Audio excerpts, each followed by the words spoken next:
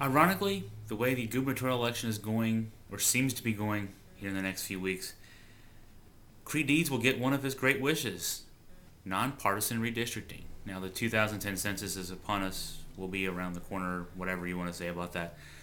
And of course, based on that census, then Virginia will have to redraw its district lines for seats in the House of Delegates and the state Senate. The process is usually something that's quite partisan. Generally speaking, it's just one of those weird things that around the that 10-year mark every 10 years, we see Virginia being in control of one party or the other. For the longest time, of course, it was Democrats who were in control and redrew the district lines to make sure that the Democratic side was well represented in Richmond. In the 2000 census, of course, Republicans were in control. They were in control of the governor's mansion and also the House of Delegates and the state Senate.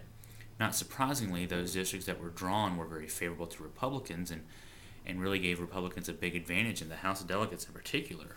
At the first part of this decade, Republicans were getting close to a two-thirds majority in the House of Delegates. Now, Democrats have, to their credit, made great gains over the last 6-8 years, to a point where Democrats actually still have a hope that they can win a majority of the House delegates. But even with the majority in the state Senate and a possible majority in the House delegates, Democrats, if they don't have the governor's mansion, won't be able to just rail through a Democratic-friendly redistricting.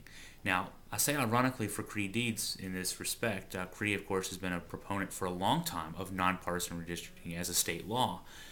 He's not going to get that, I don't think, because I don't think either side, when they're in power, is going to want to give away that power, because you can gain easily 8 to 10 seats if you do it right in the election following a partisan redistricting. And again, that's from a party perspective, it's almost stupid to give that up, whether you're Republican or Democrat. But with split control seeming to be a likelihood after November 3rd, we're going to get nonpartisan redistricting anyway. The two sides are going to have to come together and draw lines that actually reflect population trends and communities of interest and that kind of thing, which will be good news.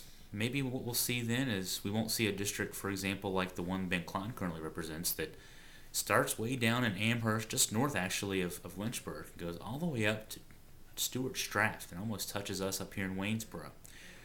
Waynesboro here represented by a district that goes all the way to McGaheysville and then juts over the mountain into Crozet.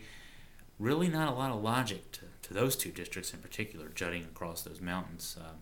You can maybe argue that Crozet is now a community of interest with Waynesboro, but when the districts were drawn in 2000, that was not the case. I don't know how Amherst and Stuart Strath connect, except for people wanting to put two Republican-centric areas in one district. But that being the case, Creigh Deeds, he's going to get his wish. He's not going to get his ultimate wish of being governor of Virginia. It doesn't seem at this point, but we're going to see a fair process to the way we redraw our lines. And so, in the end, he at least gets something. That's my daily rant for today. I'm Chris Graham.